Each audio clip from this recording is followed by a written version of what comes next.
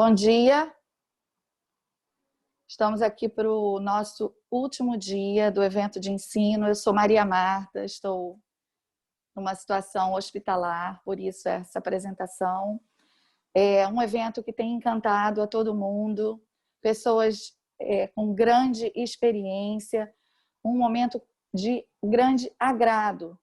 E nós tivemos bastante realização com o nosso evento. No primeiro, no segundo dia, tivemos espaços para estudantes, espaço para pesquisa, espaço para residência médica. E hoje nós temos aqui 3 instituições importantes dentro do cenário de pediatria no Rio de Janeiro, como a Universidade Federal Fluminense, a Universidade Estácio de Sá e a Universidade Grande Rio, Unigran Rio. Eu vou passar a coordenação desses trabalhos para a doutora Elizabeth Parente, para que ela, então, conduza, e bem-vindos já, de antemão, os nossos estudantes que vão estar aqui com as suas ligas acadêmicas. Tá? Professora Beth, por favor. Só abrir seu microfone, doutora, por favor.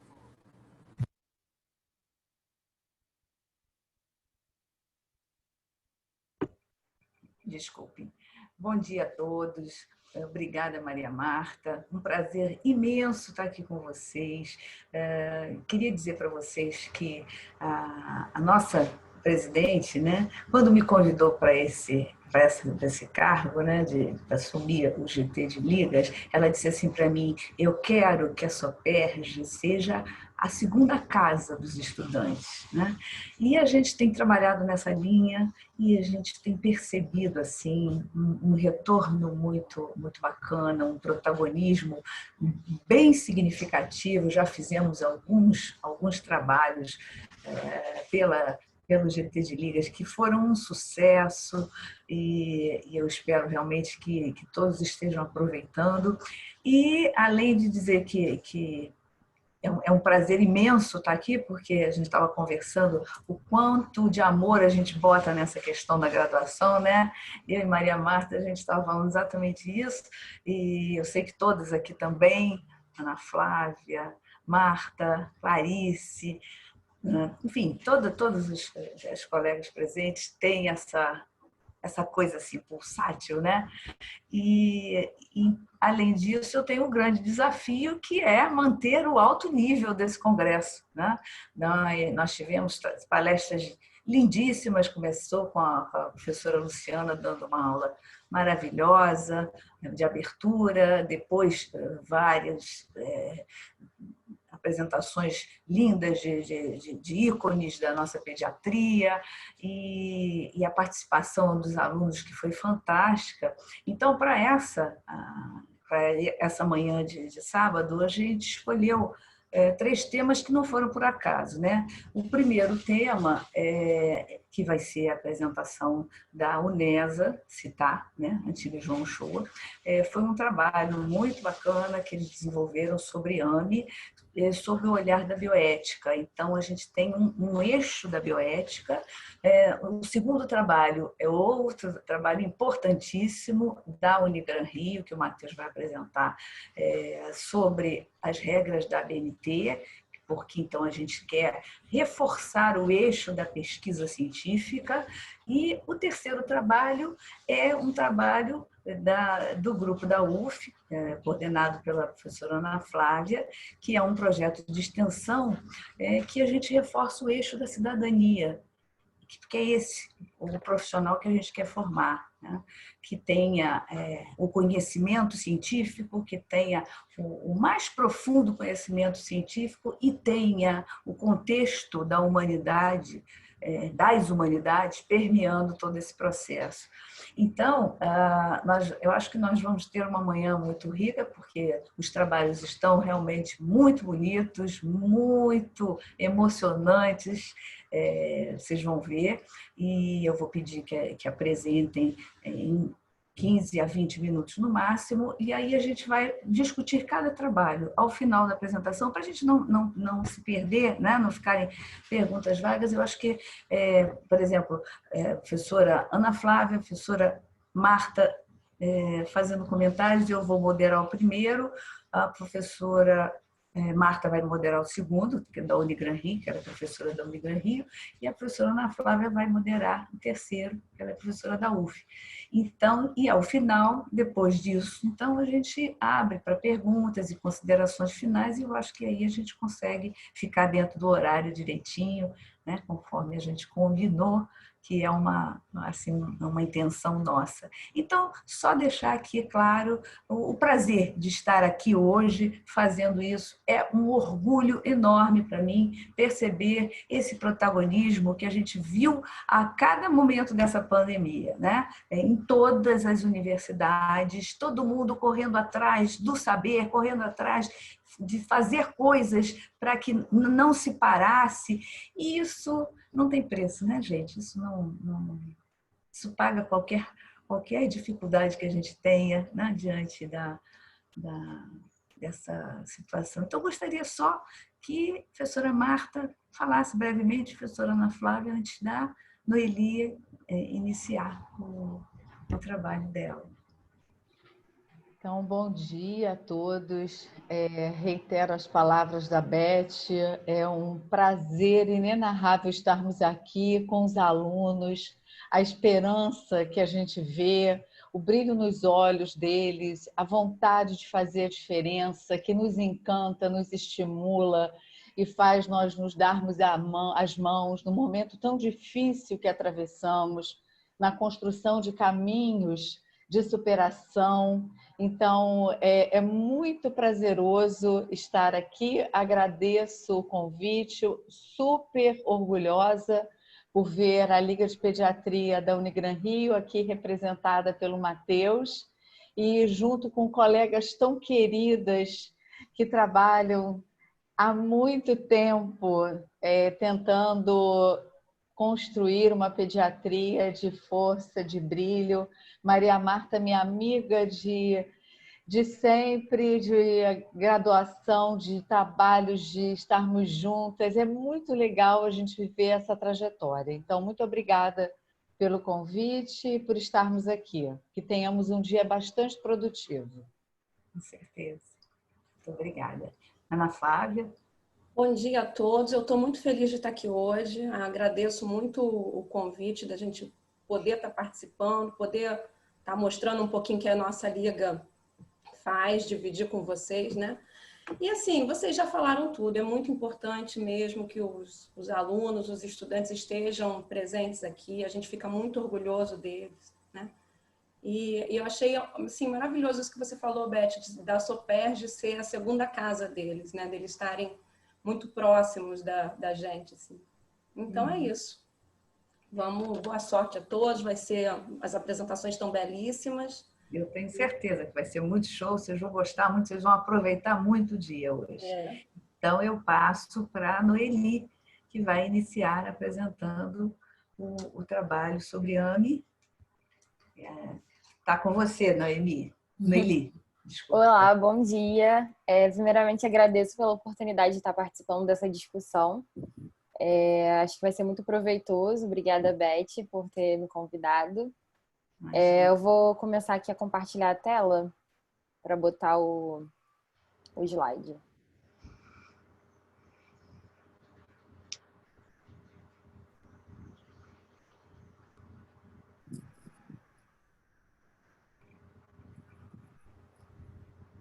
Só um minutinho que demora só um pouquinho para abrir. Abriu. Todo mundo visualizando bem? Sim. Então tá, vou dar início então à apresentação. Bom, hoje a nossa discussão vai ser em relação à atrofia muscular espinhal e a nossa discussão vai ser a discussão dos conceitos bioéticos em pacientes com AME, com atrofia muscular espinhal, sendo uma abordagem terapêutica versus a questão da judicialização dos recursos. Nosso trabalho foi feito pelos alunos Juliana Schwartz, Marcela Batista, Marion Amazonas, Matheus Deco, Natália Reis, eu, Noeli Mofatti, Priscila Busquet, Rafael Moraes, Sara Stein, Sofia Reis e a nossa orientadora, a professora Elizabeth Alti Parente. Só um minutinho.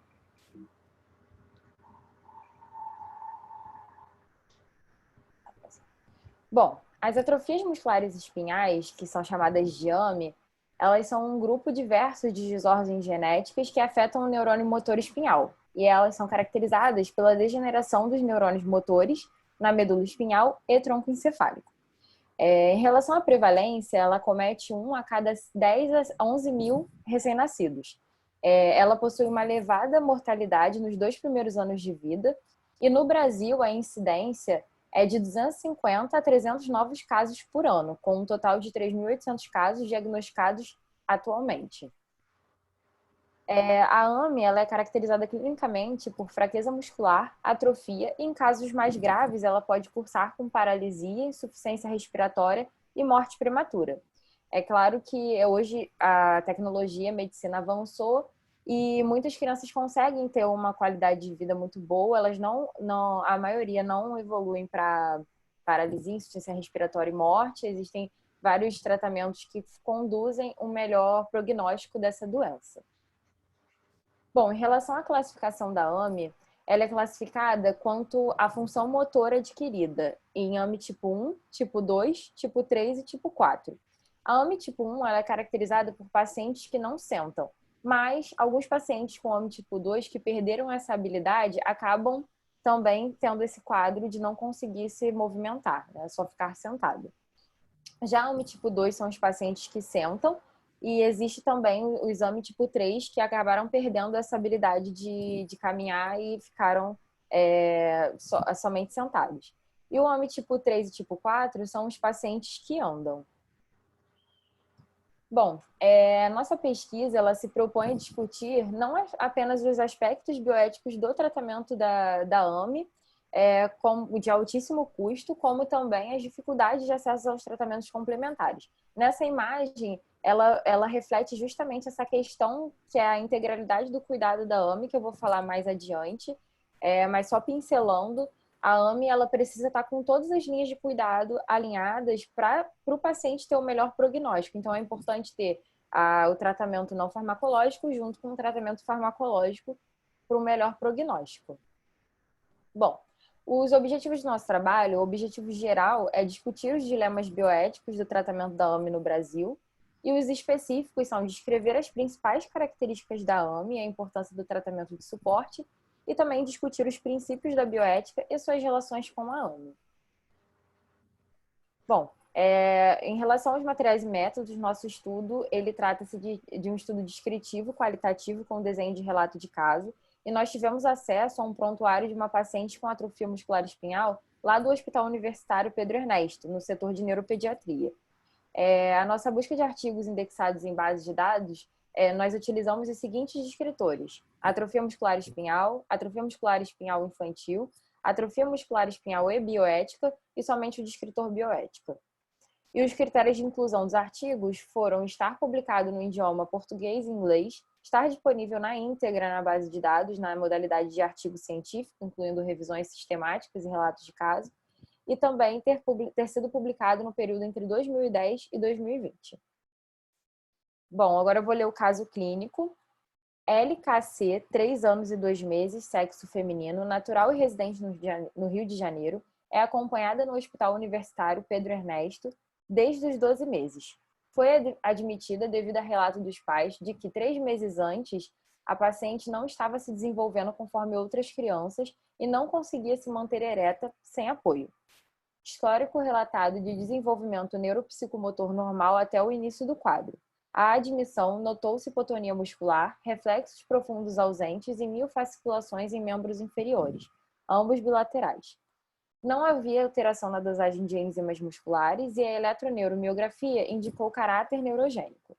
Outras causas frequentes de hipotonia muscular na infância foram descartadas e recebeu o diagnóstico de atrofia muscular espinhal tipo 2 pela detecção da deleção do SMN1 no cromossomo 5. Paciente iniciou tratamento com Spinraza 5 meses após o diagnóstico e atualmente está na 5ª infusão da droga associada a tratamento fisioterápico, apresentando boa evolução do quadro. Bom, em relação à discussão da bioética, nós colocamos uma introdução aqui só para a gente falar um pouquinho dessa questão da bioética, que a bioética veio de um neologismo de bios, que quer dizer vida, e ethos, ética. E seria uma comunicação entre a ciência e o humanismo. E segundo Potter, a bioética é como uma ponte para o futuro com dignidade e qualidade de vida. Nós colocamos uma linha do tempo para falar dos marcos da bioética. Nós tivemos em 1946 o juramento de Nuremberg devido à Segunda Guerra Mundial, o julgamento dos nazistas, naquele contexto de Segunda Guerra. E a partir disso, no ano seguinte, foi criado o Código de Nuremberg, onde prevaleceu, onde foi a importância desse Código de Nuremberg foi a questão da autonomia do paciente. A partir daí, todas as pessoas que participassem de alguma pesquisa deveriam ter o conhecimento do consentimento livre e esclarecido. Foi a partir desse Código de Nuremberg. Bom, em 1949 tivemos a Declaração Universal dos Direitos do Homem. Em 1971 tivemos a publicação da obra Bridge to the Future, que é uma obra de bioética. Em 1978, tivemos o relatório de Belmont, onde foi concretizado aqueles 3 princípios de autonomia, justiça e beneficência. Em 1979, tivemos os princípios da ética biomédica. Em 1993, tivemos a revista bioética, né, o surgimento da revista bioética. E em 95, tivemos a fundação da Sociedade Brasileira de Bioética. E em 2005, a Declaração Universal sobre Bioética e Direitos Humanos. Então, é uma breve história do caminho, né, até chegarmos os dias atuais em relação à bioética. Em questão dos princípios da bioética, temos o princípio de justiça, beneficência, não maleficência e autonomia.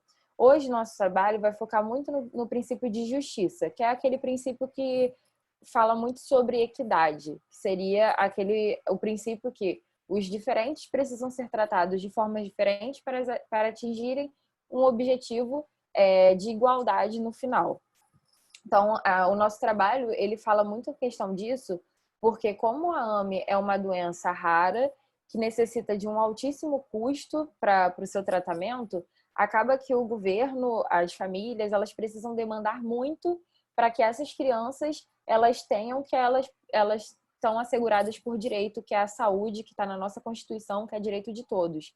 Então, elas precisam de um suporte diferenciado, um investimento diferenciado para que elas, no final, tenham a saúde igual a todos nós temos. E o princípio de beneficência, ele fala sobre a questão de você não causar, você sempre causar o bem ao paciente. A não maleficência, você não causar o mal intencionalmente. E a autonomia é quando o paciente ele tem a autonomia de querer se submeter a um determinado tratamento, a uma determinada pesquisa. E agora falando da questão da linha de tratamento, como eu abordei no início, o tratamento da AME, ele possui 2 linhas de cuidado, né? Que seria o cuidado não farmacológico e o cuidado farmacológico. Sendo que eles precisam estar juntos para que essa criança se desenvolva da melhor forma e, no final, ela tenha o melhor cuidado, assim, vamos dizer. Bom, os tratamentos não farmacológicos, nós temos o suporte ventilatório, o suporte nutricional, os cuidados ortopédicos e a fisioterapia. Em relação ao suporte ventilatório, é importante destacar que as doenças pulmonares, elas são a maior causa de morbimortalidade das crianças com AME, porque muitas delas acabam ficando acamadas por um longo período e isso acaba propiciando a estase de secreções respiratórias e isso propicia a questão de infecções recorrentes. Além disso, pelo esse problema da fraqueza muscular que é causado pela doença, elas acabam não conseguindo fazer a limpeza dessas secreções, o que também propicia esse acúmulo e proliferação de bactérias, enfim, agentes infecciosos. Então, é importante ter esse suporte ventilatório devido a essa questão da doença pulmonar ser muito um fator de morbimortalidade muito alta nessas crianças. E o suporte nutricional, ele é feito porque como essas crianças têm toda essa questão da fraqueza muscular, acaba que a digestão, o sistema digestório fica comprometido.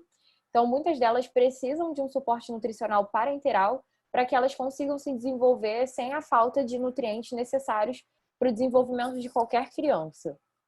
Então, elas precisam de um acompanhamento nutricional para acompanhar seus parâmetros, o peso, as medidas, para que não falte nenhum nutriente.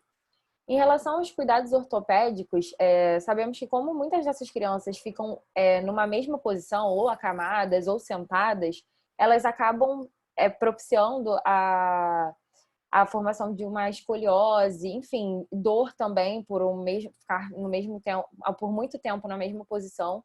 E é importantíssimo ali um auxílio de um ortopedista para que essa criança ela tenha o mínimo, para que ela sofra o mínimo com essa questão da deformidade, das dores articulares e tudo mais. Em relação à fisioterapia, é extremamente importante, porque a fisioterapia estimula esse desenvolvimento motor da criança. E além da fisioterapia, é importante ressaltar também que existe uma importância em relação à prática de atividades físicas dessas crianças. Obviamente adaptadas, mas é importante que essas crianças sejam inseridas nesse contexto, muito mais para além do desenvolvimento motor, mas também para a socialização dessas crianças, e isso melhorar a autoestima, que também ajuda no tratamento. Agora, em relação à discussão do tratamento farmacológico, que precisa estar alinhado àquelas outras linhas de cuidado, eu destaquei 2 medicamentos, só que existem outros medicamentos que estão sendo estudados, que, enfim, estão caminhando, mas esses 2 em específico eu destaquei porque eles têm o mesmo mecanismo de ação, que seria uma terapia gênica, só que aqui, no caso, somente o Inspirasa ele é ofertado no SUS atualmente. O Zolgensma ainda não é ofertado. Quando nós fizemos essa pesquisa, esse trabalho, o Zolgensma ainda não havia sido aprovado pela Anvisa. Ele só era aprovado pela FDA, ainda não era aprovado pela Anvisa. Só que agora, recentemente, em agosto, o Zolgensma passou a ser aprovado pela Anvisa. Esses 2 medicamentos têm um altíssimo custo. O Inspirasa gira em torno de R$1 milhão por paciente. Cada dose de ampola custa um valor alto, que acaba que as crianças não usam somente uma dose, então elas precisam de mais dose para o tratamento, e isso acaba no total tendo um tratamento de mais ou menos R$1 milhão por paciente. Já o Zolgensma é um medicamento que ele é muito mais caro, ele gira em torno de R$10 milhões, e ele é um tratamento de uma dose única, e ele tem uma expectativa maior, eles prometem a cura, né? Principalmente dando uma dose antes dos 2 anos de idade. Só que agora, em relação ao Inspirasa, que é o medicamento ofertado pelo SUS, ele foi ofertado ano passado para o tipo 1, em abril, e para o tipo 2 e 3, em outubro também do ano passado. Só que para o tipo 2 e tipo 3, ele foi ofertado numa modalidade chamada de compartilhamento de risco. E o que seria isso? Seria a indústria farmacêutica junto com o governo, juntos fazendo o acompanhamento desses pacientes, o acompanhamento clínico desses pacientes, de quantos pacientes estão tomando, enfim, para também acelerar as pesquisas em relação a esse medicamento aos tipos 2 e 3. E isso, além de ser promissor no fato de acelerar a pesquisa e isso beneficiar os pacientes com AME tipo 2 e 3, ainda tem a questão econômica que acaba barateando para o governo, e isso é importante, que acaba ajudando das 2 formas. E antes do Inspirasa ser ofertado pelo SUS, ele era alvo de muita judicialização. Muitas famílias que não tinham, que não têm condições de arcar com esse custo do medicamento, elas iam à justiça, ficavam muito tempo esperando, essas crianças acabavam tendo esse atraso no tratamento, porque é aquilo que eu falei, que tem que ter as linhas de cuidado alinhadas, então elas às vezes só tinham a parte não farmacológica e ficavam aguardando o medicamento, enfim. Mas com o advento, com a oferta desse medicamento no SUS, isso melhorou bastante, e tem essa importância, né? Aquele conceito de justiça. Então, o governo ele precisa investir mais, por ser uma doença que necessita disso, para que no final essas crianças tenham acesso a esse medicamento e tenham a saúde que todos nós temos de direito.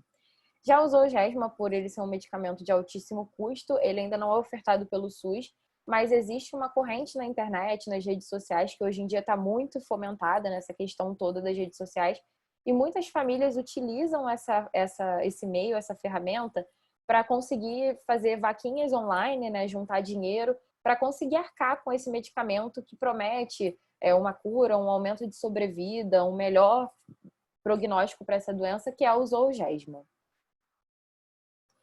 Bom, em relação à questão da integralidade das linhas de cuidado, que seria do tratamento farmacológico e não farmacológico, nós temos um pequeno desafio, porque no SUS nós temos, teoricamente, a gente tem o NASF, né, o Núcleo de Apoio à Saúde da Família, que compõe de outros profissionais, além dos profissionais básicos da atenção básica.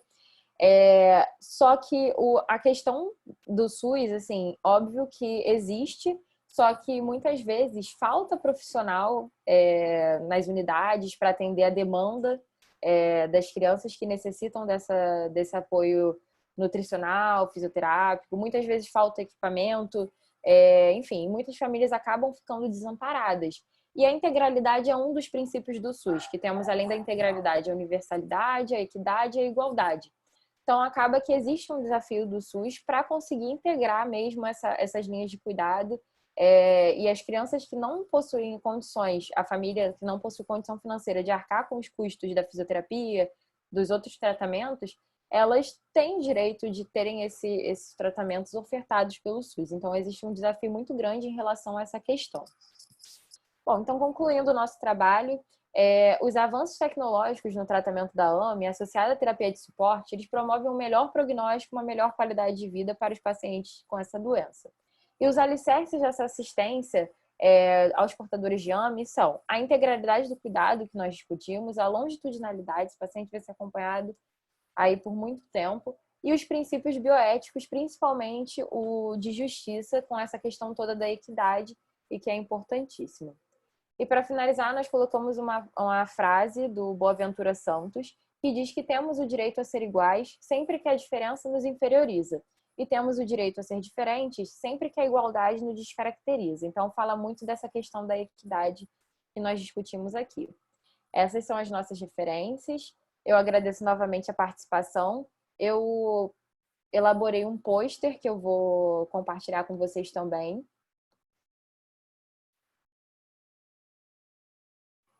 Eu elaborei nosso pôster com o formato do pôster de congresso. E é isso. Muito obrigada pela participação e bom dia. E sigamos aí nossas apresentações. Muito obrigada, parabéns, Noeli, pela brilhante apresentação. Eu queria dizer a você que foi assim, muito prazeroso trabalhar com esse grupo. É um grupo extremamente comprometido e correram atrás e foi assim muito bom e eu queria deixar isso registrado porque foi realmente muito interessante e uma coisa importante que muita gente não conhecia, né? Eu mesma fiquei sabendo detalhes dessa questão de compartilhamento de risco a partir desse trabalho que nós fizemos, né? E esse conceito da bioética, esse conceito de fortalecer a autonomia do paciente é essencial, né? Que a gente, enquanto profissional de saúde, tem que ter isso introjetado. Agora, eu queria ouvir um pouquinho a Ana Flávia e depois a Marta sobre isso, sobre o que tem a comentar, o que tem a acrescentar. Primeiro, assim, dar muitos parabéns, assim, trabalho excelente, parabéns pela apresentação, Noeli, muito boa. Acho que vocês trouxeram um tema muito importante, né, de uma doença que é uma doença rara e que as doenças raras a gente sabe que muitas vezes são negligenciadas, né, então a gente não tem todo o conhecimento, às vezes são subdiagnosticadas, e quando a gente tem um tratamento, né, que pode modificar prognóstico, é muito importante que isso seja possível de ser feito, né? Ser oferecido para os pacientes, quando a gente pode mudar o prognóstico de uma determinada doença. E hoje, como Noeli falou mesmo aí ao longo da apresentação dela, as famílias, né, estão muito empoderadas do conhecimento da doença, né? Então elas mesmas se mobilizam para correr atrás do tratamento. Ele citou as vaquinhas virtuais e tudo mais. Mas, assim, eu acho que é muito delicado, é uma medicação muito, muito cara, né? O custo é elevado, mas se muda prognóstico, os pacientes têm, enquanto tem indicação, eles têm, né? E devem receber. Então, eu acho que, assim, ótima apresentação. Parabéns, assim, é um tema muito importante. Com certeza, muito importante. Marta, Obrigada. pode falar. Estava desativando aqui o som. Eu também fiquei encantada com a apresentação, encantada pelo tema trazido. É muito importante a gente avaliar que há um cuidado com excelência, a atenção básica à criança e a detecção precoce de qualquer doença ou alteração que a gente possa perceber na consulta de puericultura, etc., isso muda a trajetória dos pacientes que a gente acompanha. Então, a importância do nosso trabalho, aquele trabalho do dia a dia, onde a gente tem a função premente de diagnosticar e atuar precocemente na resolução e no direcionamento desse problema que estamos avaliando, isso muda a vida da pessoa. É interessante a gente ver o lado benéfico das redes sociais, né? Uhum. Porque a gente tem lidado com tantas questões, aí fake news, etc., relacionadas às mídias, e quando você tem as mídias como coadjuvantes de uma intervenção positiva na resolução ou no acompanhamento de uma doença rara como essa, isso é bastante interessante. É bastante interessante a gente ter conhecimento, porque o conhecimento ele é o fator propulsor para que a gente busque soluções. Então, excepcional apresentação. Eu aprendi também, assim como a Beth, essa questão do compartilhamento, aquilo que não é o nosso dia a dia, o habitual da nossa prática, a gente acaba não se familiarizando. Então, você vê que coisa linda a gente ter alunos nos atualizando sobre esse acompanhamento e essa terminologia e esse modus operandi de muitas dessas doenças, como a Ana Flávia falou, doenças raras que são negligenciadas e de difícil acompanhamento no nosso Sistema Único de Saúde. Sim. Parabéns, parabéns, Beth. Obrigada. Muito obrigada, amigas. Eu só queria comentar que esse trabalho foi feito no período da pandemia e um pouquinho antes, né? Então, eu queria, inclusive, agradecer a doutora professora Estela Taquete, que ajudou muito, ofereceu aos alunos que fossem à UERJ, isso foi logo imediatamente antes, né, da pandemia, e então eles conseguiram ir lá, conseguiram ter acesso ao prontuário, conversar com ela, e ela ajudou bastante os alunos nesse sentido, então fica aqui o meu agradecimento. E depois eles tiveram que se reinventar, né? Porque veio a pandemia e aí a gente teve que fazer tudo online e, como Marta falou, né, as coisas aconteceram, né? Aconteceram porque as pessoas têm essa capacidade maravilhosa de se reinventar, né? Como dizia a Cecília Meirelles naquele poema Reinvenção, porque a vida só é possível reinventada. E tá aí. Parabéns, meninos. Foi realmente um prazer trabalhar com vocês. Foi um prazer nosso também. Muito obrigada, gente. Agora posso falar um pouquinho, Beth? Oi, você tá aí? Estou aqui. Ah, que bom. Olha, eu estou assim, muito orgulhosa dos nossos alunos da Estácio. Realmente, eles assim, nos surpreenderam positivamente, né? Assim, a gente sabe da garra, do empenho, é uma disciplina, né, que nós damos lá, eu, Beth, Beatriz, e tem um grupo aqui forte da Estácio, que também é nosso patrocinador desse evento. E, assim, o início assim, do semestre é sempre assim, ai, gente, é difícil escolher qual assunto vão trabalhar. Quando eles escolhem, eles se mergulham e só saem coisas lindas e belas como esse trabalho. Quero parabenizar os nossos alunos e dizer que a Estela foi a Estela Santos. A Estela Taquete é uma professora assim, maravilhosa, mas a neurologista é a Estela Santos, que Sim. também ela é da UERJ.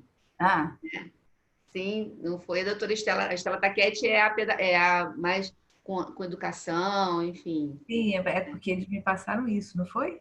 Bom, mas tudo bem. Bom, Então, mas não, mas são todas maravilhosas e concentramos. apoiadoras do nosso trabalho. Mas a neurologista é a Estela Santos.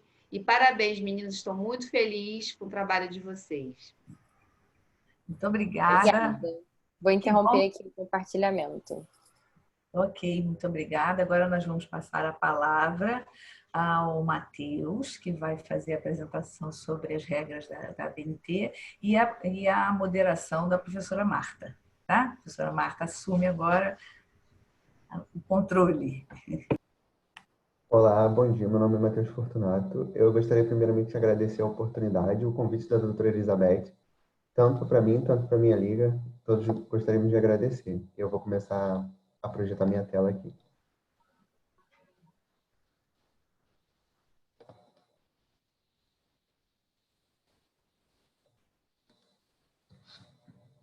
Meu nome é Matheus Fortunato da Silva Santos. Eu fiz esse trabalho em coautoria com minhas amigas de liga, Marina Violi e Maria Regina, com orientação da doutora Marta Rosa. O título do meu trabalho é Formatação de Trabalhos e as Normas da ABNT, o que precisamos saber. Primeiro, devemos falar que a Associação Brasileira de Normas Técnicas ela é a responsável por criar essas normas brasileiras, que são as NBR. Elas são orientações e não são leis, então elas não são obrigatórias. Mas muitas pessoas acham que elas são apenas estéticas, mas não apenas isso. Elas também proporcionam ao nosso trabalho uma maior confiabilidade, credibilidade, economia de tempo e facilita o registro e o intercâmbio de informações científicas, que é muito importante. No entanto, elas são muito pouco abordadas durante a graduação. E além de todos os benefícios que eu já falei, elas podem evitar problemas futuros irreversíveis, como, por exemplo, acusações de plágios ou prejudicar o intercâmbio da informação científica, que é muito importante. O objetivo do meu trabalho é enfatizar a importância das normas da ABNT para a elaboração de trabalhos acadêmicos e abordar de forma eficiente, principalmente as partes obrigatórias da ABNT NBR 14724 de 2011, que foi a última atualização. A estrutura de um trabalho acadêmico é essa daqui. No entanto, eu vou abordar apenas as partes obrigatórias de trabalho, que consistem em capa, folha de rosto, folha de aprovação, resumo em língua vernácula, que é a língua do seu país, resumo em língua estrangeira, o sumário, a introdução, o desenvolvimento e a conclusão do trabalho e as referências bibliográficas.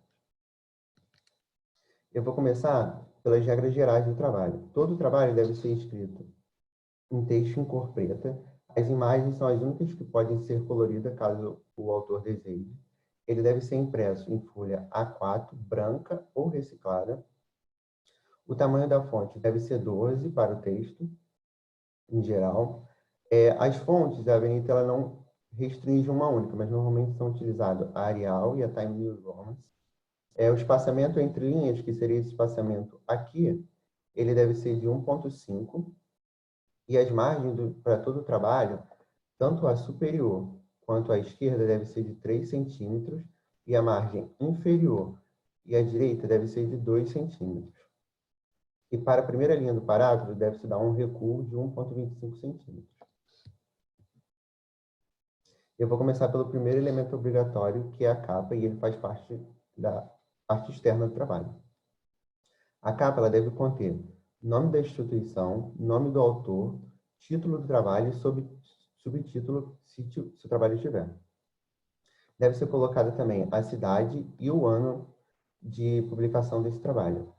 E caso tenha mais que uma cidade com o mesmo nome, deve ser colocado o F do estado.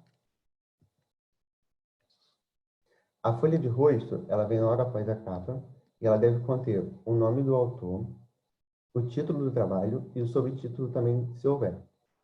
Nessa parte deve ter a natureza do trabalho, que consiste em ter o tipo do trabalho, o objetivo desse trabalho, o nome da instituição a que esse trabalho foi realizado e a área de concentração. Esse texto ele deve ser escrito começando da metade da folha em direção à margem à direita, com espaçamento entre linhas, não de 1,5, mas espaçamento simples, que é 1. Logo abaixo deve estar o nome do orientador, e na parte inferior deve estar escrito também a cidade e o ano de publicação do trabalho. Na folha de aprovação, deve conter o autor, o título do trabalho também e o subtítulo, se houver, a natureza do trabalho, conforme já foi explicado anteriormente, e além disso deve conter a banca avaliadora.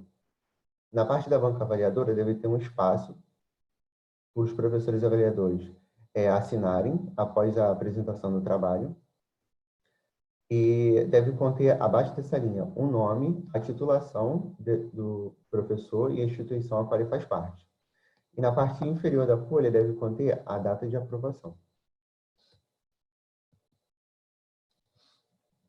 O resumo em língua vernácula, ele deve ser escrito, deve conter de 150 a 500 palavras. A identificação do resumo, quando escrito resumo, deve ser na parte superior da folha, centralizado. E o resumo em si, ele vai estar distanciado do título, que seria esse aqui, em uma linha em branco. Ele deve ter o espaçamento entre trechos de 1,5 entre linhas, deve ser utilizado também a fonte 12. Ele deve ser alinhado à esquerda, deve ser escrito em parágrafo único. O objetivo dele é falar a finalidade do seu trabalho, a metodologia que você utilizou, o resultado e a conclusão. E com apenas a leitura desse resumo, o leitor ele consiga entender o seu trabalho de maneira geral. O resumo em língua estrangeira é a tradução do seu resumo para a língua que o aluno ou o orientador desejaram, seguindo as mesmas regras já citadas para o resumo. O sumário é o último elemento pré-textual e ele deve conter a identificação escrita sumário na parte superior. Deve ter também um espaçamento de uma linha em branco antes de começar a escrita do sumário. Todo ele deve ser escrito na fonte no tamanho 12, com espaçamento entre linhas de 1,5, esse espaçamento aqui. Deve ser alinhado à esquerda. Ele deve conter todos os títulos da parte textual quanto os títulos da parte pós-textual.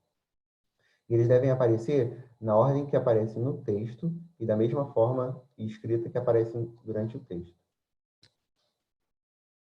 Agora eu vou passar para as partes de estruturas de elementos textuais. A primeira parte são as seções. As seções são a parte de títulos de trabalho. E você vai dividir ela em seções primárias, secundárias, terciárias e assim, conforme for necessário fazer mais delas. Elas devem ser numeradas em algarismos arábicos, alinhadas à esquerda, e apresentar o seu título um espaço de um caractere entre essa numeração e o título em si. As citações primárias são orientadas que elas sejam colocadas em folhas ímpares, iniciadas em folhas ímpares, e o texto que a sucede deve ter um espaço entre linhas de 1,5, que seria uma linha em branco entre o título e o texto que o sucede.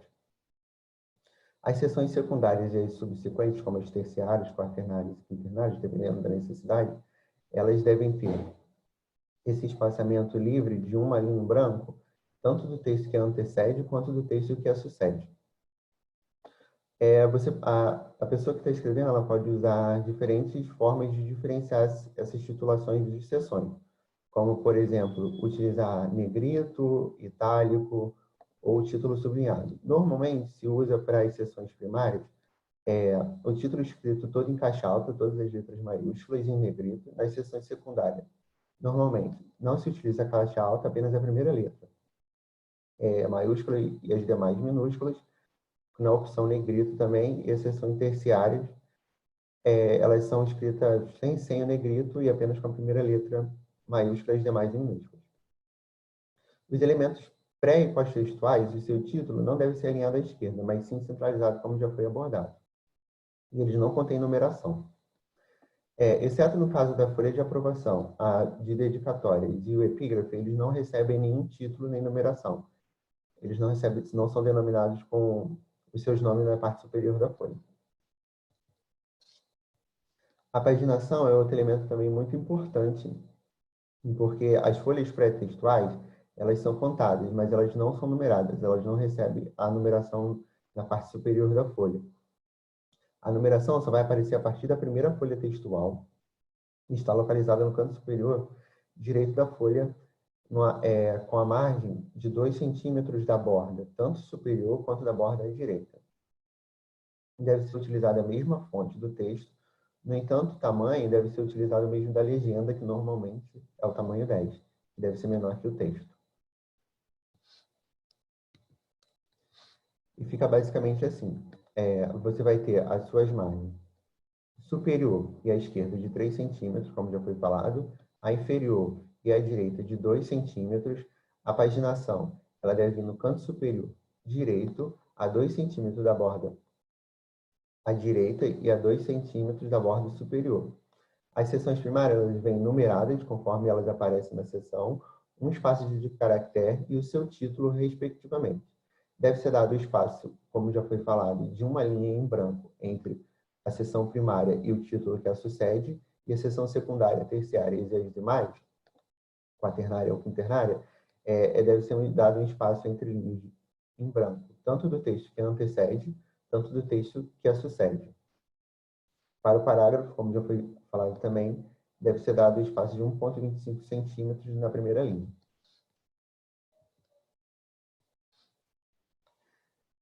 Dentro dos elementos textuais ainda, tem outra parte muito importante, que são as imagens, tabela, gráficos e outros recursos.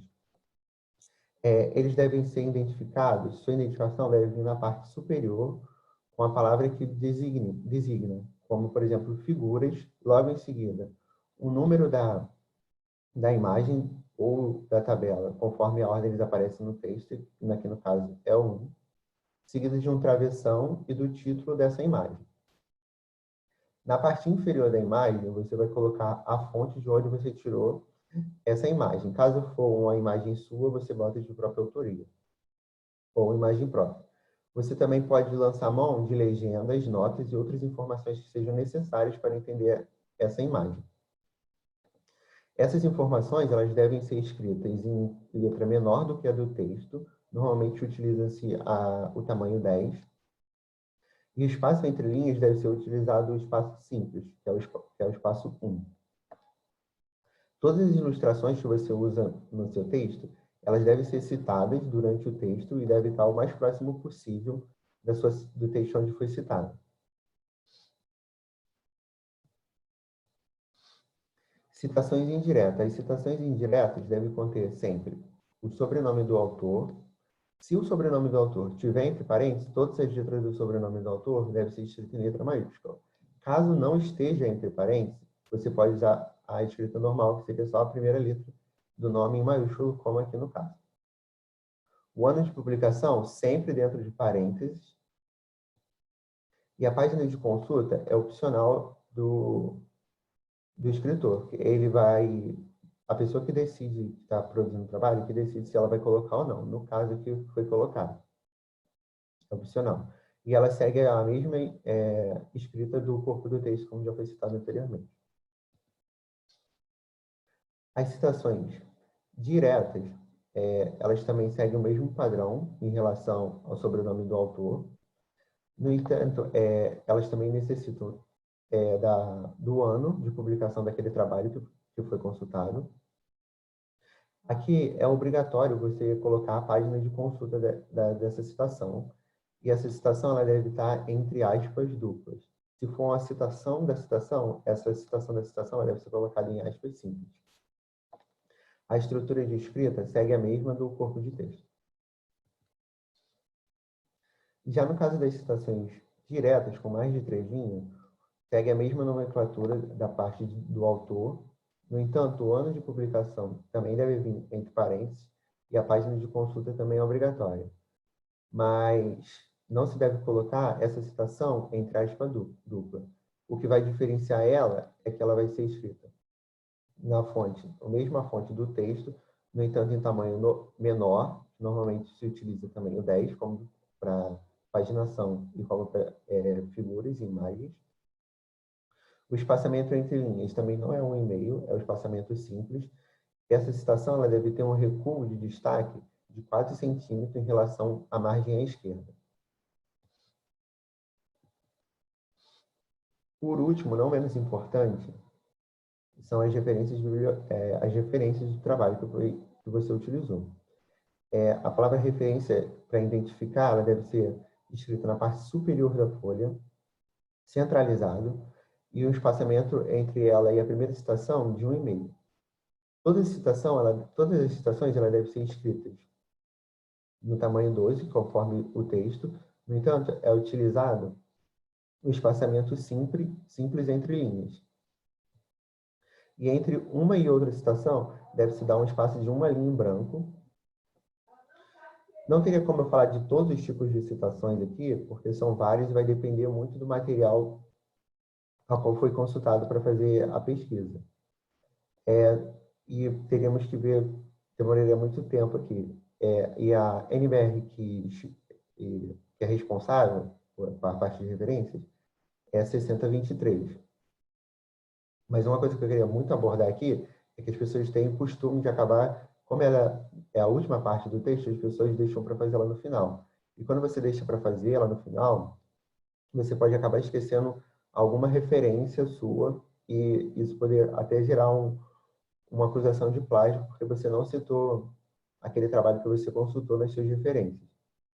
Então, a orientação é que as referências bibliográficas, como as citações, elas devem ser feitas de acordo conforme a escrita do texto.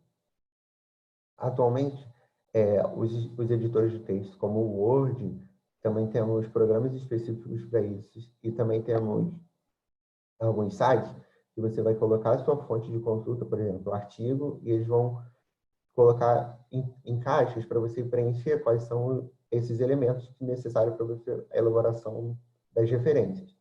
E no final, esse editor de texto, programas ou até sites, eles fazem a sua referência pronto conforme as regras da ONT. Às vezes tem que ajustar um negrito ou outro, mas aí você confirma nessa parte da NBR 6023. Essas são minhas referências. E muito obrigado pela oportunidade, dada a Liga e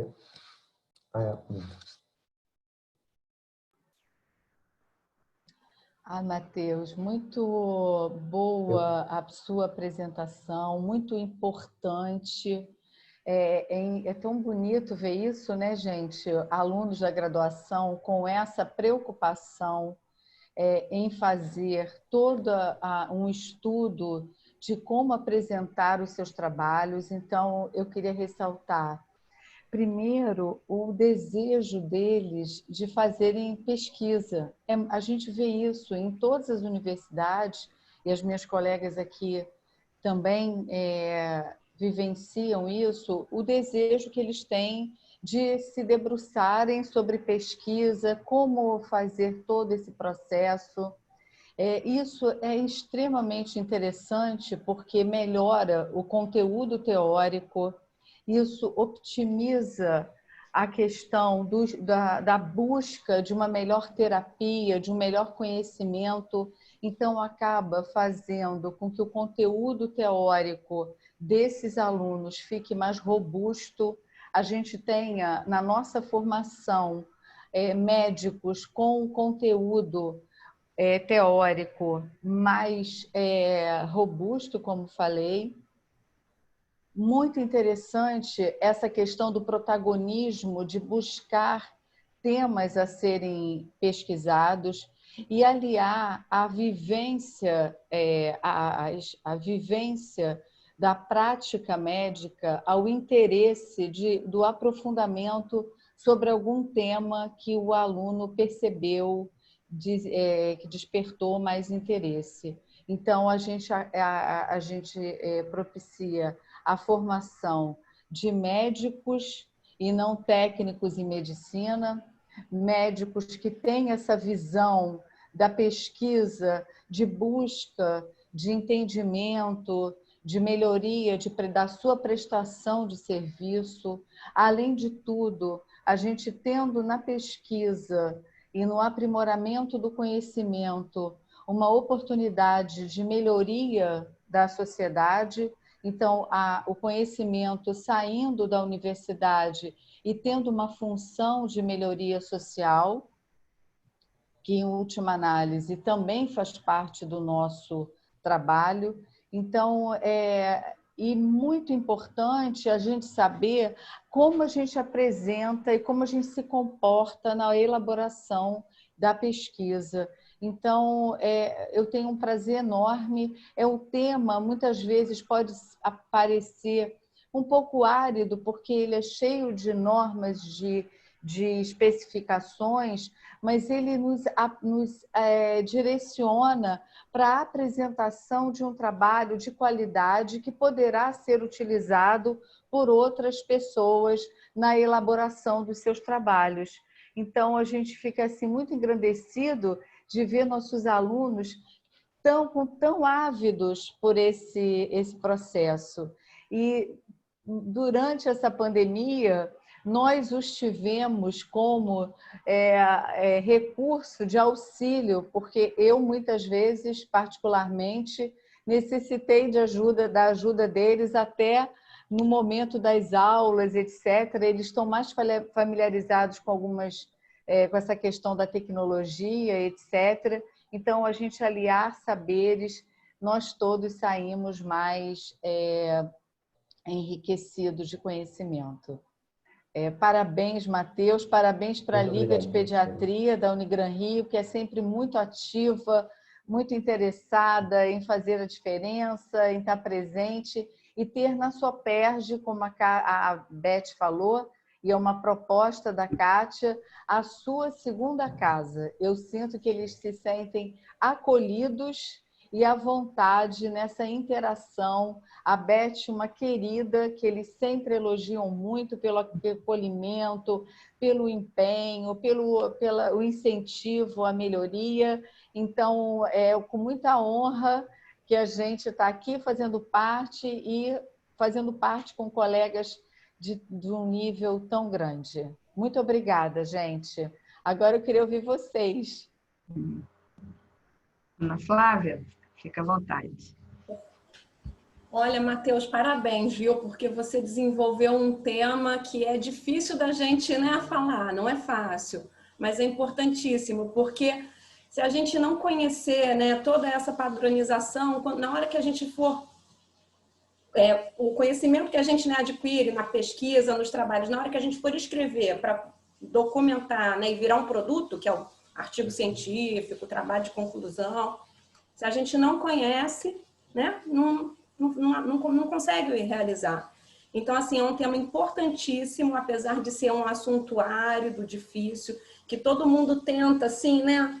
Deixa para depois, deixa para depois. Aí, quando chega na hora, como é que eu vou fazer? Então, a gente tem que conhecer. E, na verdade, são regras simples, né? Depois que a gente conhece e toma intimidade com elas, é fácil da gente segui-las, né? Não é nada, nenhum bicho de 7 cabeças, é tranquilo da gente seguir essas regras, essas orientações da ABNT. E é fundamental que a gente faça isso para que todo mundo, quando for ler o trabalho, né, seja de fácil compreensão. Principalmente a citação, né, as referências, isso é muito importante e a gente precisa conhecer isso. É o objetivo principal, que é o intercâmbio da informação, né? Para não Isso. ficar parado e você conseguir, tanto o que você produziu, tanto o que outras pessoas produziram, tenha uma interação entre esses trabalhos e isso pode ser enriquecer cada dia mais a ciência. Parabéns mais uma vez, viu? Obrigado. Então. Essa apresentação tem que ficar disponível para quando a gente tiver dúvida, a gente poder consultar, porque daí tá assim Eu tentei deixar bem prático. Assim, prático para a gente poder seguir ali as instruções. Deixa isso eu pensei, PDF para a gente, entendeu?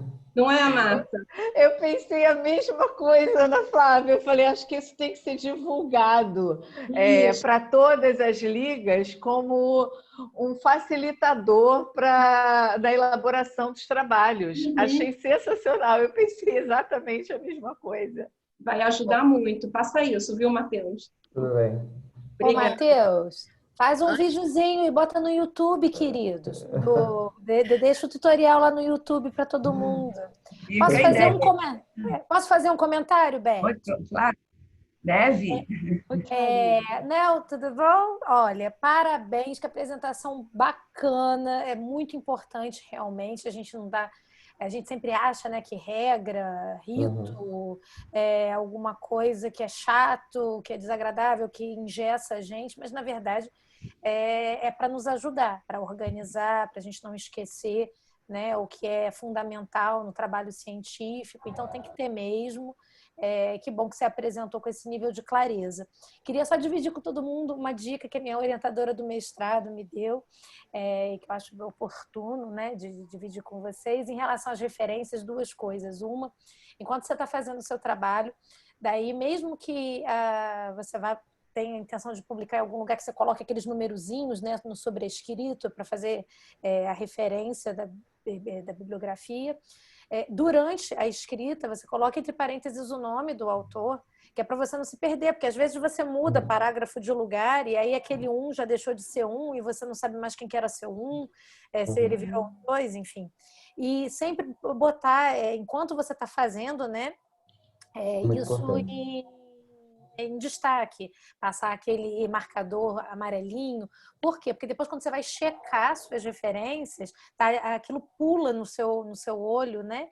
E daí você fica mais fácil. E a segunda dica que ela dava era de, enquanto estivesse escrevendo o trabalho, ter um arquivo à parte para referência, para eu poder trabalhar lado a lado, né? Porque às vezes a gente coloca no final do nosso arquivo e a gente fica subindo e descendo no Word o tempo todo. Enlouquece. Então, ela me deu essa dica que foi de ouro, né? Que era assim, para abrir um outro Word e aí trabalhar lado a lado para poder ir conferindo. Depois, no final, copiava, colava e formatava do jeito certo, né? E aí, assim, como essas dicas para mim valeram para o resto da vida, para depois para o doutorado, para todos os artigos que escreve, queria dividir com vocês. Um beijo gigante, parabéns. Obrigado. E eu quero também falar uma parte, Beth. Eu quero convidar o Matheus para compilar isso num PDF e a gente colocar no site da Soperj, porque no site da Soperj tem um espaço das ligas, né? Excelente. E ali a gente colocaria um PDF com todas essas dicas, essas informações compiladas, bonitinho. Eu acho que a dica da Clarice de fazer um vídeo eu acho sensacional, porque é a ferramenta que vocês mais usam, é o audiovisual. Porém, eu gostaria do PDF lá está convidado para a gente colocar no site da Soperj, lá no espaço das ligas, tá bom, Matheus? Parabéns pela sua apresentação, parabéns, Marta, a orientadora, e todos estão de parabéns. Obrigada. Muito obrigado, doutora Kátia. Obrigada, Excelente, Kátia. Adorei essa sua sugestão. Excelente. E agora eu queria falar um pouquinho. Primeiro, parabenizar o Matheus pela brilhante apresentação. Quando a Maria Regina falou comigo sobre esse trabalho, o Matheus está fazendo um trabalho sobre isso, eu digo, opa, isso aí é uma coisa importante, todo mundo sabe que eu sou uma chata de galocha com isso, né? Quando meus alunos sabem que eu fico no pé em relação a essas questões, né? Então, eu fiz até um tutorial para eles, que os meninos pediram para eu fazer desde do M1, para que as pessoas tenham esse entendimento, porque eu vejo coisas, eu queria fazer um comentário, o professor Clemax deu uma aula maravilhosa sobre ética em pesquisa, mas eu queria reforçar isso, porque eu já vi aluno de 7º, 8º período dizer assim para mim, não, professora, mas eu aprendi que se eu mudar as palavras, eu não tenho que citar. Como assim? A ideia é sua?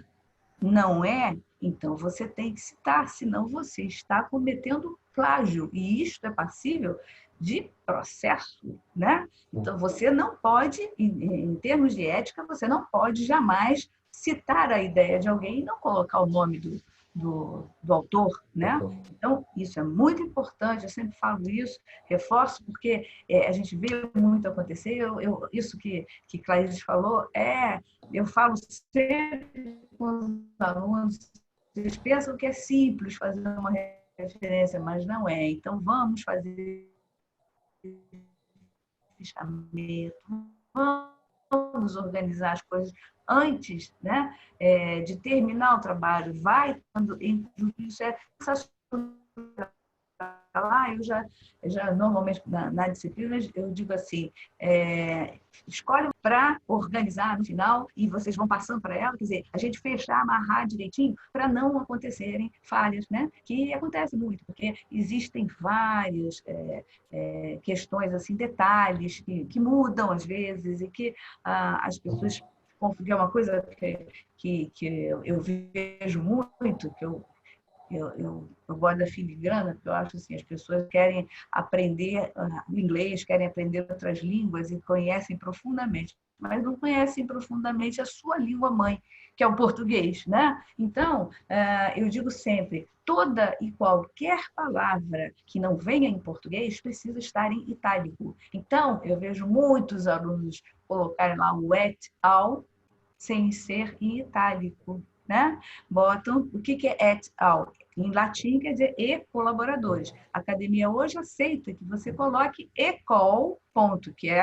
a abreviatura de e colaboradores. Aí você não precisa colocar em itálico, porque é português, né? Mas se você coloca et al, você tem que colocar obrigatoriamente em itálico, né? E escolheu uma, vai fazer em latim, tem que ser tudo et al. Escolheu o português, tem que ser tudo ecol. Essa é uma regra também que é legal a gente citar aqui, porque passam, são detalhes que passam, né? E que quanto mais a gente toma conta desses detalhes, melhor a gente qualifica, né, o trabalho. Então, assim, sensacional, adorei. Acho que, desde que eu soube que o Matheus tinha feito esse trabalho, eu digo, vamos encontrar aí um espaço. Aí, quando surgiu a ideia desse Congresso de Educação Médica, eu digo, é o momento de botar, e foi maravilhoso. E isso que Kátia falou aí vai ser show, e que Larissa também falou do vídeo, vocês fazem isso com o pé nas costas, então façam mesmo, botem no Instagram, botem, porque isso é importante o aluno aprender isso desde o começo da faculdade, né? Então, só parabéns para vocês, muito, muito sucesso para vocês. E aí, nós vamos vou passar a palavra para a professora Ana Flávia, e quem vai apresentar é Fernanda, Fernanda e Laís vão apresentar juntas, né? E, então, passo a moderação para a Ana Flávia e a palavra para a que também é uma liga muito querida, que já fizemos trabalhos lá, já apresentamos palestras na liga, é uma liga muito atuante, e fizeram um trabalho muito lindo, vocês vão ver, com certeza vão gostar muito. Vamos lá. Bom dia a todos. Primeiro, vocês estão vendo minha tela? Só para confirmar. Tudo certo? Estão vendo. Então, tá bom. Então, bom dia a todos. Eu sou a Laís Salles. Vou começar a apresentação. Quem vai apresentar comigo é a Fernanda Barra. Nós somos da Liga de Pediatria da Universidade Federal Fluminense. Primeiro, eu queria agradecer o convite da SOPED para estar aqui. É uma oportunidade incrível, maravilhosa. Agradecer a doutora Elizabeth por ter nos recebido, nos ajudado nesse final, e a doutora Ana Flávia, que nos auxiliou em tudo, inclusive a nossa coordenadora. Então, iniciando nossa apresentação, o título do nosso trabalho é a Liga de Pediatria da Universidade Federal Fluminense e o papel das atividades socioeducativas na extensão como experiência universitária. Como eu falei, nossa coordenadora é a professora Ana Flávia Malheiros e eu, Laís Salles, e a Fernanda Barra iremos apresentar. Apresentando um pouco do formato, né, da Liga. Nossa Liga foi fundada em 1º de outubro de 2009, Ela abrange os cursos de Medicina e Enfermagem. E como a doutora Elizabeth falou muito bem Na abertura da mesa de hoje, nós temos 3 pilares universitários, pautados em ensino, extensão e pesquisa, que funcionam independentes, mas constitucionalmente interligados, o que é muito importante. No caso dos projetos de extensão, são ações de integração que conectam o ensino e pesquisa à comunidade. Falando um pouco da nossa liga especificamente, ela é dividida em 3 braços, tem prevenção pré-hospitalar e intra-hospitalar. A prevenção abrange os acadêmicos de enfermagem e o 1º ao 4º período de medicina. O pré-hospitalar abrange os acadêmicos do 5º ao 7º período da medicina e o intra-hospitalar, os acadêmicos do 8º ao 12º período. E o nosso papel, então, é complementar a formação acadêmica dos discentes interessados em promover atividades teóricas e práticas de capacitação e orientação em pediatria. Então, a extensão universitária por si é um processo educativo, cultural e científico que articula ensino e pesquisa, baseado em atividades criadas por alunos da graduação e preceptores voluntários. Ele preza, pela compreensão do contexto socioeconômico e cultural em que a universidade está inserida, e ele preza também pela formação acadêmica intrinsecamente comprometida com a realidade social no meio onde a universidade está inserida.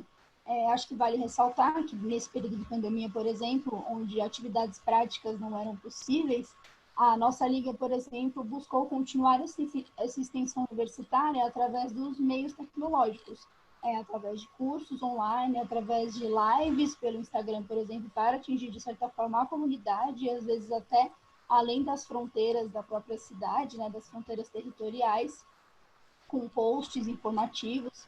Então, a extensão universitária ela pode ir muito além de atividades práticas presenciais, ela pode ir através dessa disseminação de informação e de aprendizado, conhecimento adquirido academicamente, trazido de volta para a comunidade, o que é muito importante. Afinal, a universidade ela usufrui da comunidade, então nada mais justo do que a universidade devolver à comunidade o conhecimento produzido em seu interior. Isso é bem demonstrado pelo projeto que a gente vai apresentar aqui, que foi um projeto que nós fizemos em 2019 e que vai exemplificar bastante, porque é um projeto de extensão.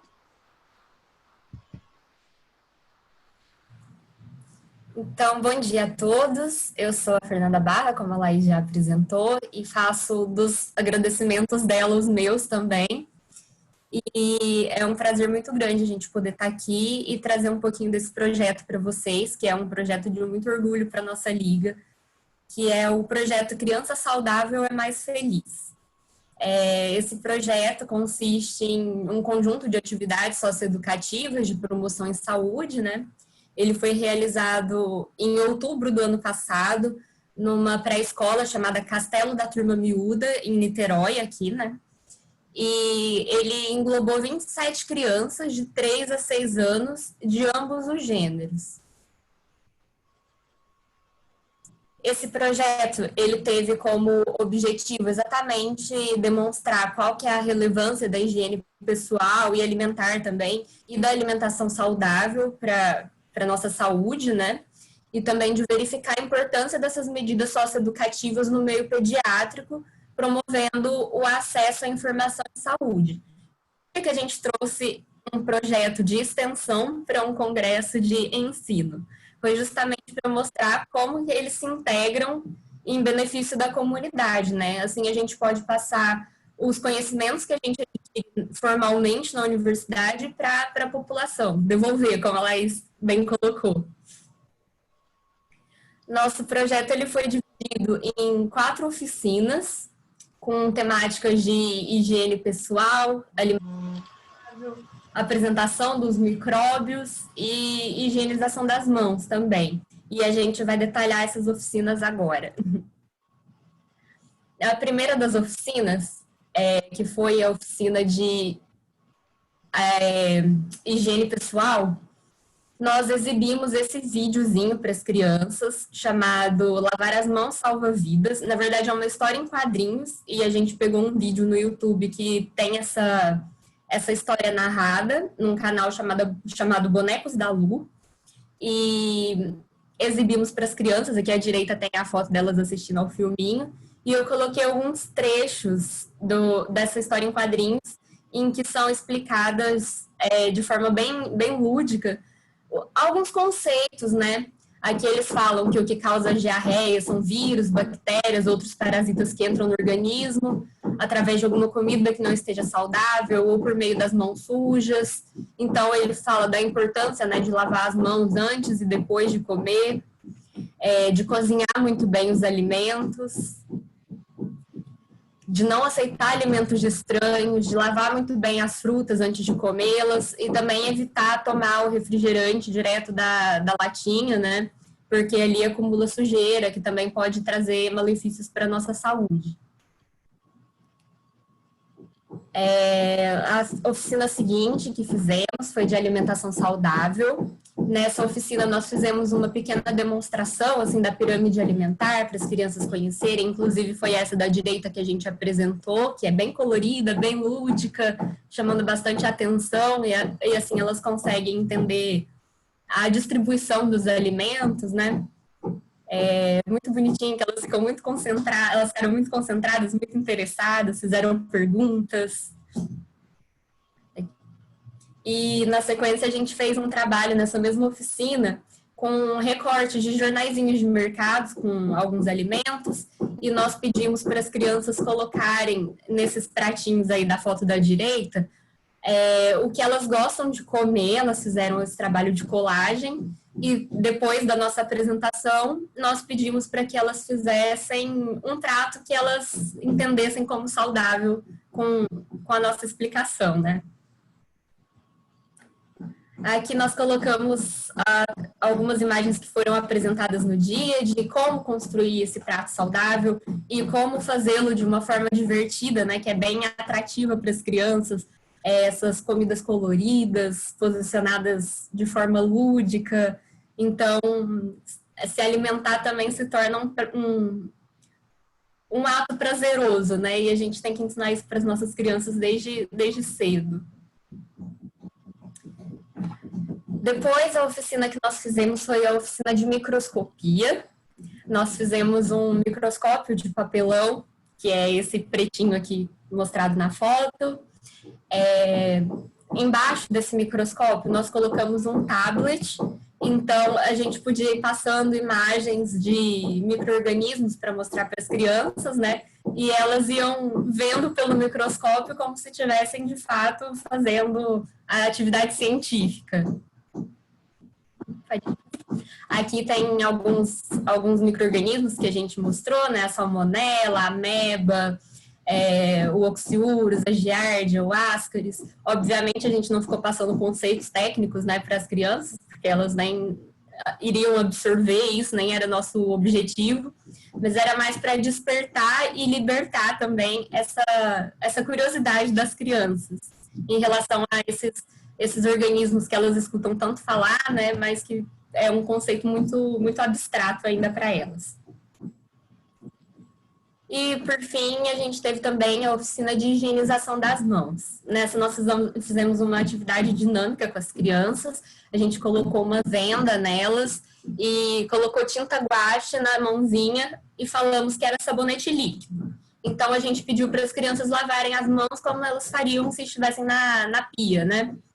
E aí, depois que elas concluíram essa atividade, nós tiramos a venda e mostramos para elas que onde estava azul, né, na tinta, é onde tinha sido lavado.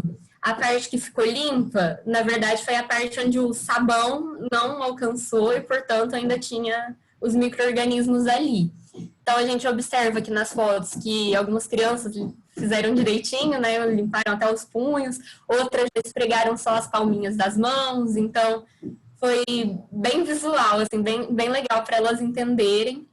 E depois, nessa imagem da direita, a gente tem aqui um dos nossos diretores ensinando direitinho a técnica para elas, e depois elas fizeram isso na pia da salinha da escola. Outras atividades que a gente colocou também foi um jogo da memória sobre hábitos saudáveis e também um quadrinho para as crianças colorirem. Tem o quadrinho na próxima imagem, é esse daqui que a gente colocou na direita. E esse da esquerda é um folder que uma das alunas da Liga confeccionou, né, para que as crianças pudessem levar para casa, para informar os pais sobre a atividade que a gente fez. Aqui, basicamente, tem um resumo de todas as oficinas, fala dos micro-organismos causadores de doenças, da importância de lavar as mãos, da importância de higienizar os alimentos antes de comer, né? E também a importância de fazer um prato balanceado, ter uma alimentação saudável. No final, a gente emitiu um certificadinho fictício para as crianças, pela nossa liga mesmo, atestando que elas cumpriram as atividades e parabenizando. Foi uma forma que a gente encontrou também de dar uma importância, né, para essa atividade aos olhos das crianças. Elas também receberam uma medalhinha, que infelizmente eu não tinha uma foto para colocar, mas uma medalhinha de EVA que nós mesmos fizemos. E elas ficaram super orgulhosas, colocando a medalhinha no pescoço, e foi realmente muito bonitinho. Ao final da atividade, nós recebemos também uma cartinha de agradecimento da escola, à nossa liga, à nossa coordenadora, Ana Flávia, né, que fez o intermédio entre a liga e a escola. E foi realmente muito gratificante fazer parte desse projeto, ter o contato com as crianças, né, que é o público que a gente pretende trabalhar, então já é muito importante a gente ter essa proximidade. Foi realmente muito, muito proveitoso saber que a gente conseguiu passar essas informações para elas e que elas absorveram, né, do jeitinho delas, com as atividades coloridas, lúdicas, visuais.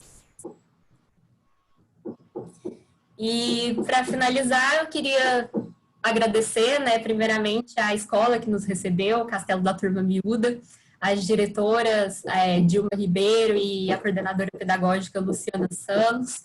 Queria agradecer também à diretoria, os ligantes da Liga, né, do ano passado, de 2019, que fizeram esse projeto acontecer, e também à diretoria atual, que nos deu a oportunidade de estar aqui apresentando, né? Queria agradecer vocês da SOPERJ também. É um grande prazer poder trazer nossa atividade aqui para vocês. Nós também fizemos o pôster, a Laís vai projetar.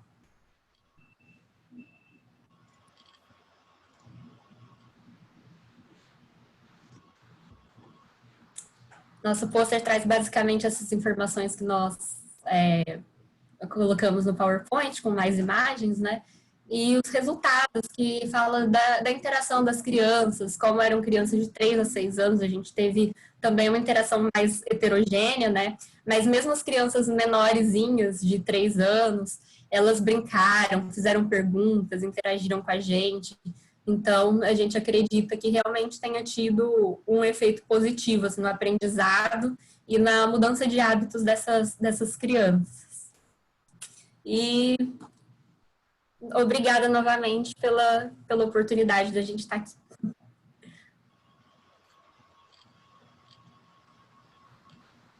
Parabéns, Fernanda, parabéns, Laís. Olha, orgulho me define com essa liga. Eu sou apaixonada por ela. Desde que eu comecei a coordenar, assim, vocês fazem trabalhos incríveis e vocês vão desde dessa coisa da atenção básica, das crianças pequenas, dessa coisa da gente visitar os colégios, até a comunidade acadêmica, médica. Vocês, né, organizam cursos aqui na cidade vizinha, até organizaram um curso em Itaboraí também, né? Estão organizando cursos online durante essa pandemia, e com uma qualidade assim que assim vocês estão de parabéns. Eu vou deixar a professora Marta, a professora Elizabeth falarem um pouquinho da apresentação, e depois eu quero falar novamente também. Eu quero dizer que eu queria estar nesse dia lá nessa escola. Fiquei morrendo de vontade de brincar, de higienizar a mão. E agora, nesse momento tão importante, uma informação tão importante, tão útil, que salvou e salva muitas vidas, né? Então, eu fiquei louca para estar lá como criança. Gente, eu achei tão bonita a apresentação de vocês, a ideia, a simplicidade de ações com um efeito e com uma importância tão grande, simplicidade de volta às aulas, retorno seguro às aulas, tanto da rede privada quanto da rede pública, e nós conseguimos reunir várias pessoas que até estavam um pouquinho afastadas da SOPERJ, mas vieram ajudar, colaborar, porque entendem que o ensino é um direito de toda criança e do adolescente. Então, a gente assumiu essa bandeira do retorno seguro, lógico, dentro dos protocolos, das medidas de mitigação, de tudo corretamente, do número de transmissão diminuindo, tudo que vocês já sabem que nós temos nos nossos documentos da SOPERJ, baseados em informação científica. Então, estão todos lá. Então, assim, o apelo que eu falo a vocês, que vocês agora, daqui a pouco, já são médicos e pediatras, enfim, independendo da especialidade que vocês forem seguir, se aproximem das suas sociedades. Além dessa aproximação ser boa, a gente estava vivendo momentos de judicialização da medicina. Então, eu sou da Câmara Técnica do CREMERG, Câmara Técnica de Pediatria. E uma das coisas que a gente sempre vê quando chega algum tipo de processo, algum tipo de questionamento, a gente vê, esse colega é da sociedade? Olha, esse colega é da sociedade. Então, assim, isso é importante. Então, estejam próximos ao CREMERG e ao CFM, estejam próximos da sociedade. Isso faz a diferença, tá bom? Então, um beijinho para todos vocês, um ótimo sábado, curtam o Dia da Criança, com moderação, tá bom? Então, um beijo, álcool gel, máscara e vamos embora, gente. Um beijo para vocês, bom final de semana e muito obrigada de novo. Tchau. Já tô com saudade, já tô com saudade. Até o próximo, né? Bom final de semana.